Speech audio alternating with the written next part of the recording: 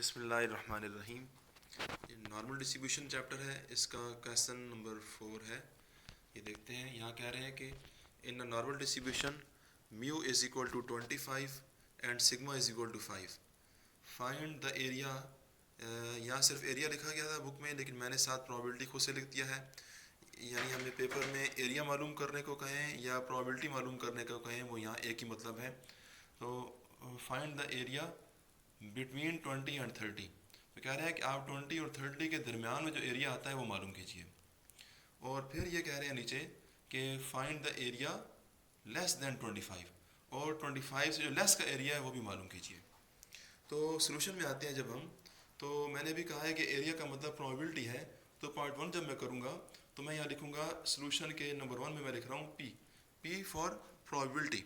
क्यों ये पी लिखी है? क्योंकि हमसे प्रोबेबिलिटी पूछी गई है। तो फाइंड प्रोबेबिलिटी का मतलब यह है कि ये मैंने पी और यहाँ क्वेश्चन मार्क कर दिया है। अच्छा, पी है प्रोबेबिलिटी या एरिया, और क्योंकि यह है बिटवीन 20 एंड 30, यानी 20 और 30 के दरमियान में, तो इसलिए ये 20 जो छोटा नंबर है उसको पहले लिख दिया, और जो 30 है ये बड़ा नंबर, इसको मैंने यहाँ लिख दिया। फिर मैंने दरमियान में लिखा है एक्स, तो मैं इसको पढ़ूंगा x is greater than 20 and x is less than 30। X 20 से ग्रेटर है यानी बड़ा है 20 से, और एक्स 30 से लेस है यानी एक्स 30 से छोटा है। तो 20 से बड़ा होना और 30 से किसी चीज़ का छोटा होना, इसका मतलब यह है कि 20 और 30 के बीच में होना। ठीक है, तो ऐसा क्वेश्चन जिसमें बिटवीन कहा जाए, बिटवीन कहा जाए तो आपने ये दोनों साइन यूज़ करना है। दरमियान में एक्स लिखना है, ये ग्रेटर का साइन यूज़ करना है, और ये एक्स इज लेस का साइन डालना है। और इधर जो फिर दो नंबर होंगे उनमें से छोटा नंबर इस साइड पे लिखिए लेफ्ट साइड पे, और बड़े नंबर को इस साइड पे लिख लीजिए। तो यानी एक्स का इस तरह से लिखने का मतलब यही है कि एक्स का 20 और 30 के दरमियान में होना। अच्छा, अब यह है कि हमने यहाँ पर ये क्वेश्चन हमारे जहन में आता है कि भाई हमने जो क्वेश्चन नंबर 1 किया था वहाँ पर भी हमने प्रोबेबिलिटी मालूम किया है, और वहाँ पर प्रोबेबिलिटी में हम दरमियान में जेड लिखते थे। यहाँ हमने एक्स क्यों लिख दिया है, हमने यहाँ जेड क्यों नहीं लिखा? इसकी वजह यह है कि आपको जो डेटा है, जो आपकी डिस्ट्रीब्यूशन है, उसमें आप देखिए यहाँ पर है म्यू इक्वल टू 20। म्यू कहते हैं मीन को, तो यहाँ मीन 20 है, जबकि हमें पता है कि जेड का जो मीन होता है वो 0 होता है हमेशा। तो z का मीन हमेशा 0 होता है। तो क्योंकि यहाँ पर मीन म्यू वो 0 नहीं है, बल्कि ये तो 20 है, लिहाजा ये जो मीन है ये z का नहीं है। ठीक है, तो यानी ये जो डिस्ट्रीब्यूशन है, ये डिस्ट्रीब्यूशन भी फिर z की नहीं है। इसी तरह से जो दूसरी बात है सिग्मा, सिग्मा का भी ये मसला है कि z जो होता है हमारा, तो z का सिग्मा 1 होता है। z की स्टैंडर्ड डेविएशन सिग्मा वो 1 होती है, जबकि यहाँ पर सिग्मा भी 1 के इक्वल नहीं है, बल्कि सिग्मा भी 5 के इक्वल है।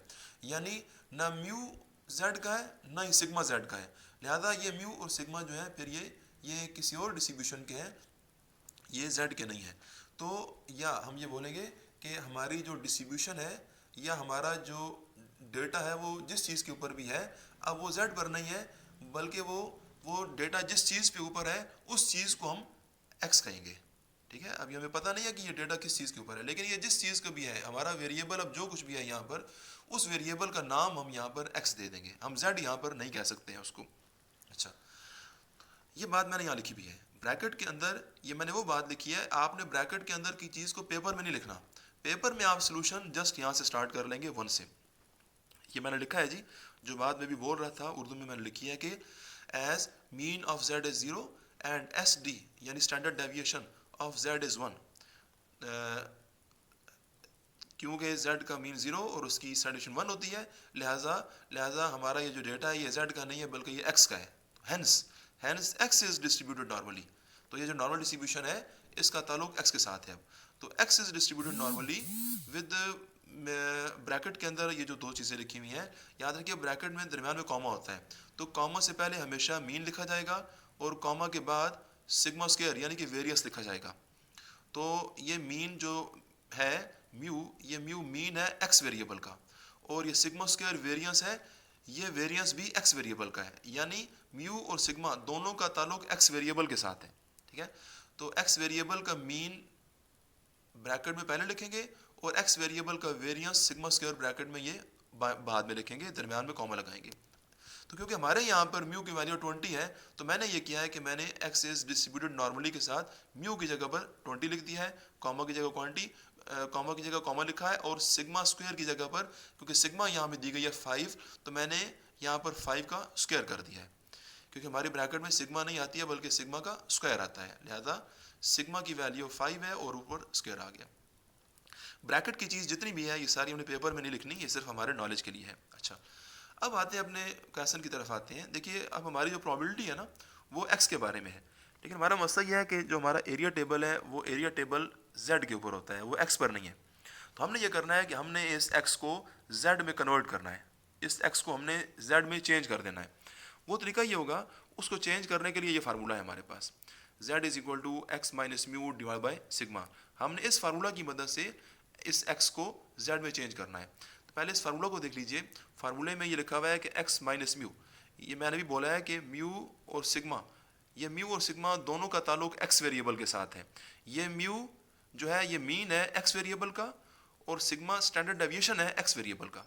तो यानी जब किसी x वेरिएबल में से माइनस किया जाता है उसका मीन म्यू और डिवाइड किया जाता है उसके स्टैंडर्ड डेविएशन पर, तो ये जो सारी चीज़ है x minus mu over sigma ये बन जाती है z। तो यहाँ बोलेंगे कि x और z का ये रिलेशनशिप है।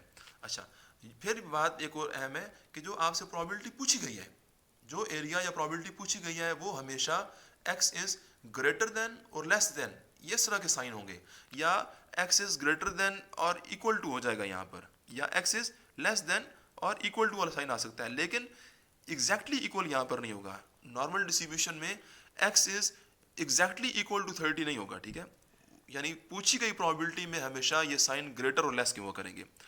अब हमने ये करना है कि x को z में चेंज करना है। हम आधे में लाइन लगाएंगे, लाइन लगाने के बाद हम यहाँ लिखेंगे ये जो 20 है, क्योंकि ये x के साथ ताल्लुक है 20 का, तो हम यहाँ लिखेंगे एट x इक्वल टू 20, और यहाँ पर लिखेंगे एट x इक्वल टू 30, ठीक है। यानी प्रोबेबिलिटी के अंदर साइन ग्रेटर लेस के होंगे, लेकिन यहाँ पर जब हम बाहर आएंगे एट या व्हेन लिखिए तो फिर आपने x इक्वल टू लिखना है, और यहाँ पर भी x इक्वल टू ही लिखना है। ये इक्वल टू इससे लिखी है क्योंकि हमने x की जो 20 वैल्यू है ना यहाँ फार्मूला में पुट करनी है, तो x इज इक्वल टू 20 लिखिए, और अब ये x की वैल्यू 20 इस फार्मूला में x की जगह पर पुट कीजिए। तो x की 20 जब यहाँ x की जगह 20 पुट करेंगे तो ये x की जगह 20 आ गया, माइनस की जगह माइनस आ गया, और बाकी ये म्यू और सिग्मा इन दोनों की वैल्यूज़ ये ऊपर ये लिखी हुई थी, ये दोनों वैल्यूज़ फार्मूला में अपनी अपनी जगह यहाँ पर पुट कर दी हैं। म्यू की जगह 20 और सिग्मा की जगह 5 पुट किया, 20 माइनस 20 0, 0 को 5 पे डिवाइड कीजिए 0 आ गया। तो अब हम बोलेंगे कि जब हमने इस फार्मूला के अंदर x की वैल्यू 20 पुट की है तो फिर हमें z 0 मिलता है, यानी जब x 20 होता है, जब x 20 के इक्वल हो जाता है तो उस टाइम पर z 0 के इक्वल हो जाता है। फिर 30 की बात कीजिए, ये 30 जो है इसको भी देखिए फार्मूला सेम है, दोनों z के फार्मूले सेम है। तो अब 30 को आप यहाँ x की जगह पुट कीजिए तो 30 आ गया x की जगह पर, और म्यू सिग्मा की जगह इनकी ये दोनों वैल्यूज़ आ गई हैं। ये 30 माइनस 10 करेंगे तो 30 माइनस 20 करेंगे 10 आ जाएगा, 10 5 से डिवाइड होकर 2 आ गया। अब यहाँ पर बोलेंगे कि जब x 30 के इक्वल होता है तो z 2 के इक्वल हो जाता है, क्यों कि x की वैल्यू 30 पुट करने से हमें z मिल रही है 2, तो यानी जब x 30 हम करते हैं, x 30 पुट करते हैं तब z 2 मिलती है, लिहाजा x इक्वल टू 30 होने का मतलब z का 2 के इक्वल हो जाना। अब ये मैं दोबारा आता हूँ कि मुझे जो प्रोबेबिलिटी पूछी गई है वो प्रोबेबिलिटी, अब मैं दोबारा उस बात पर आऊँगा कि probability of x greater than 20 less than 30, इसको यहाँ दोबारा लिखेंगे, अपने काम पर दोबारा आएंगे कि भाई अब now probability of x greater than 20 less than 30 is equal to probability of, अब आप x की जगह नीचे z लिख देंगे, नीचे यहाँ z लिखेंगे, और जो x के साथ साइंस हैं साइन भी बिल्कुल देखिए ऐसे ही मैंने यहाँ नीचे लिखे हैं। लेकिन अब जब x वेरिएबल का ताल्लुक 20 के साथ जब आप देख रहे हैं तो हम कह रहे हैं कि जब x 20 होता है तो z उस टाइम पर 0 हो जाता है। तो x को 20 के साथ देखना इट मीन्स z का 0 के साथ उसको देखना। फिर x 30, x का 30 से लेस होना, तो जब x 30 होती है तो उसी टाइम पर z 2 हो जाती है। तो बोलेंगे कि जब x 30 से लेस हो रहा होता है तो उसी टाइम पर z जो हमारा है वो 2 से लेस हो जाएगा, क्योंकि x की 30 के ऊपर z 2 हो जाती है। अब जब ये काम हो जाएगा, हमने x को z में कन्वर्ट कर दिया है। अब हम फिगर में आएंगे। फिगर में आते ही हमने z की जो दोनों वैल्यूज़ हैं, ज़ीरो तो होता ही सेंटर में है, फिर ये टू एक प्लस पॉजिटिव नंबर है, ये ज़ीरो से राइट साइड पर 2 आ गया। अब आप अपना रिलेशन पढ़िए, यहाँ पर आप कह रहे हैं कि z is greater than 0 and z is less than 2, यानी z 0 से बड़ा है और 2 से छोटा है, यानी 0 और 2 के दरमियान में है। लिहाजा 0 और 2 के दरमियान के एरिया को शेड किया। अब ये शेडेड एरिया हमें चाहिए। हम टेबल में 2 को देखेंगे, एरिया टेबल में जाइए, आप वहाँ पर 2 को देखिए, 2 पर आपको एरिया मिलेगा। तो वो एरिया कहाँ से लेकर कहाँ तक होगा, वो 2 से लेकर 0 तक का होगा, क्योंकि टेबल हमें जो एरिया देता है वो 0 से लेकर नंबर तक का देता है। तो 2 को देखिए, तो टेबल आपको 0 से लेकर 2 तक का एरिया दे देगा, और हमें भी 0 से लेकर 2 तक एरिया ही चाहिए। ये एरिया आपको मिलेगा 0.472, डायरेक्ट आपका आंसर आ जाएगा। ये अब आपका जो ना, ये क्वेश्चन नंबर 1 हो गया है, ठीक है। बहरहाल मैं वैसे इसको रिवाइज करा रहा हूँ। ये अब z पर लाकर मुझे छोड़ देना चाहिए था, क्योंकि आपका क्वेश्चन नंबर 1 में हम ये काम कर चुके हैं। अब फिर जो दूसरा पार्ट है हमारा, बल्कि दूसरा यहाँ पहले देख लीजिए। दूसरे में कह रहे थे कि एरिया लेस देन 25, तो इसको लिखेंगे प्रोबेबिलिटी, एरिया की वजह से प्रोबेबिलिटी आ गई, और x is less than 25, less के लिए ये साइन यूज करेंगे।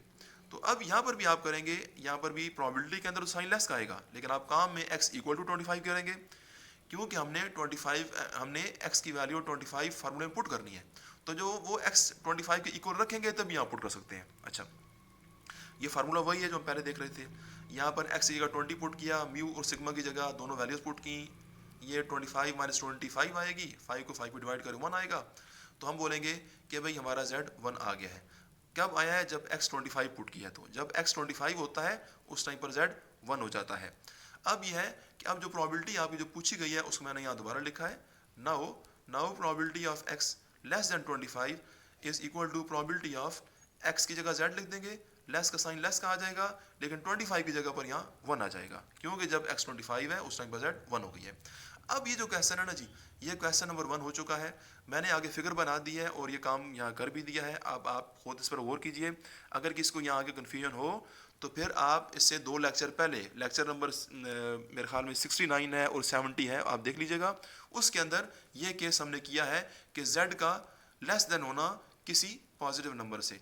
ये पॉजिटिव नंबर 1 है, इसको फिगर के राइट साइड पे प्लॉट किया, साइन लेस का है, लेस का साइन ये बताता है कि 1 से लेफ्ट साइड पर सारा एरिया शेड कर दिया जाए। तो 0 से लेकर माइनस इन्फिनिटी 0.5 हमने याद रखनी है, और 0 से लेकर 1 तक का एरिया ये हमें टेबल देगा। जब हम 1 को टेबल में देखेंगे ये एरिया मिलेगा 0.3412। फिगर बता रही है कि दोनों को ऐड किया जाए, तो मैंने यहाँ पर ऐड कर दिया है। 0.5 के ऊपर लिखा है माइनस इन्फिनिटी टू 0, क्यों, क्योंकि ये माइनस इन्फिनिटी टू 0 है। इसके ऊपर लिखा है मैंने 3 4 के ऊपर लिखा है 0 to 1, क्योंकि ये 3 4 0 to 1 है। ओके, चलो हाफिज़।